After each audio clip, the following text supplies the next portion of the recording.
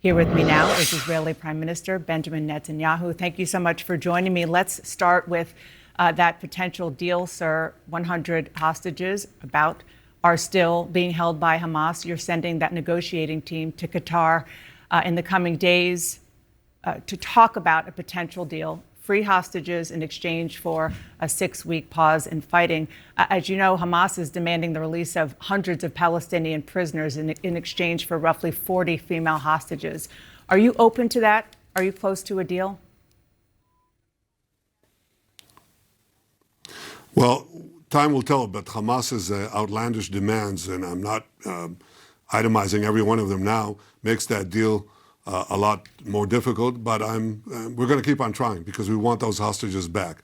We understand also that the one thing that gets Hamas to give them is to give these hostages to us is the continued military pressure that we're applying there. So we're going to continue military pressure, and we're going to continue to try to get those hostages out. And we've succeeded already in bringing half of them out. I hope we continue along that same course.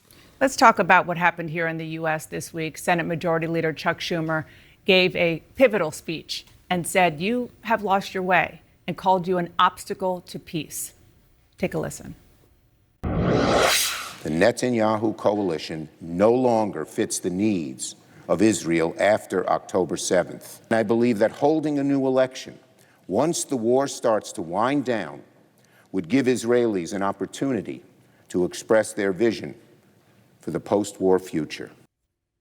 Chuck Schumer is the highest-ranking Jewish elected official here in America, a staunch supporter of Israel. What's your response? I think what he said is totally inappropriate. It's inappropriate to go to a sister democracy and try to replace the elected leadership there. That's something that the Israeli public does on its own. We're not a banana republic. I think the only government that we should be working on to bring down now is the terrorist tyranny in Gaza, the Hamas tyranny that murdered over 1,000 Israelis, including some dozens of Americans, and is holding Americans and Israelis hostage. That's what we should be focused on. And as far as what Senator Schumer said, the majority of Israelis support our governments. 82% of Americans support Israel instead of Hamas, but the majority of Israelis support the policies that we're leading. Go into Rafah, destroy the remaining Hamas terrorist battalions, make sure that we don't put into Gaza, instead of Hamas, the Palestinian Authority that educates their children towards terrorism and the annihilation of Israel, and also an enormous majority here, including 99 Knesset members to 9, oppose the idea of ramming down a Palestinian state down our throats. I want to get to some of those polls. The majority of Israelis, this is a wake-up call to Senator Schumer. The majority of Israelis support the policies of my government. It's not a fringe government. It represents the policies supported by the majority of the people. If Senator Schumer opposes these policies, he's not opposing me. He's opposing the people of Israel. Okay, I'm going to get to some of the polls that you cited in one moment, but I just want to make sure that our viewers understand that Chuck Schumer gave the big speech, but he has support in many ways from the President of the United States. President Biden is a self-described Zionist. Even he is starting to distance himself from the way you are handling the war. He called what Schumer said a good speech. He said that he shared the concern of many Americans. They aren't criticizing Israel. They're criticizing you and your right-wing coalition. Dana, there's a fallacy that is being perpetrated here. And you should take polls, you'll have your own polls, and check whether the people of Israel support the policies that I'm being criticized for. That is, supporting the policies of going into Rafah, destroying a quarter of the remaining Hamas terrorist army. That's like leaving a quarter of the Nazi terrorist army in Germany and saying, no, we're not going to finish the last quarter, and we're not going into Berlin. Most Israelis overwhelmingly support the position that we have to go in. They oppose the idea of ramming down a two-state solution or a terrorist state against their will, because they think that this will endanger Israel's future. They support those policies that I'm putting forward, and to present that as something that is, I'm an outlier, it doesn't represent the majority of the people of Israel, is simply a fallacy. And I'll tell you the other fallacy is, they're saying, well, most Palestinians don't support the Hamas massacre. In fact, 85% of the Palestinians do support, unfortunately, the Hamas massacre. So they've got two fallacies here, and you can readily check that.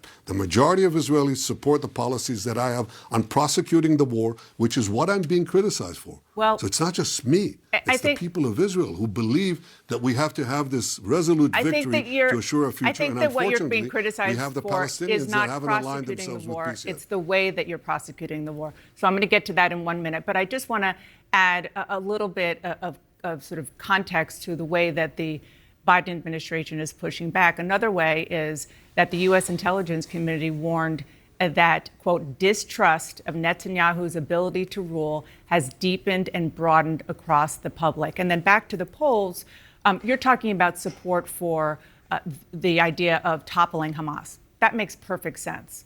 There were other polls in Israel, 3 major Israeli television stations, that said what Israelis also support are early elections. That's what I really want to focus on here is Senator Schumer not calling to sort of topple the government, but specifically says when the war winds down, will you commit to calling new elections? That's my question. Will you? Dana, 2/3, first of all, what you said is wrong. The vast majority of Israelis oppose early elections until the war doesn't end. We've just had many polls on that. Look, a lot of the polls are twisted. Channel A lot 12 of the polls says are guided by Channel all 12 sorts of says conditions. 64% of Israelis support but all early polls elections. show that's not. No, I'm afraid that they asked them the question, do you support it during the war? And they said no. But that's not what Okay? Schumer is So calling number for. one, He's they haven't calling for supported it. new If you elections go when by the war polls, winds down.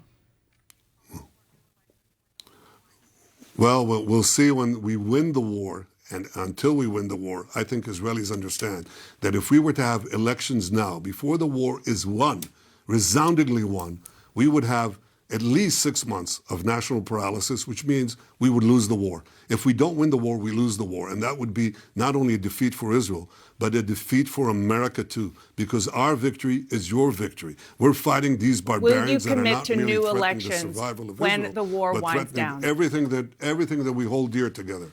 Will you commit to new elections when the war winds down? I think that's something for the Israeli public to decide. But it's not something. No, look, that's something for the Israeli people to decide. I think it's ridiculous to talk about it. It's like after 9/11, after 9/11, you're in the midst of fighting the war against Al-Qaeda, and an Israeli would say, you know what we need now is either new elections in the U.S. or if your system doesn't allow, then President Bush should resign and we should have an alternative leader. You don't do that. Well, let's you don't talk do about that to why. A sister democracy, to an ally.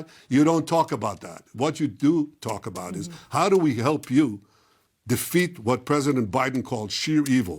You don't just stop after you destroyed 80% of sheer evil. You Right. destroy So- 100% of sheer evil.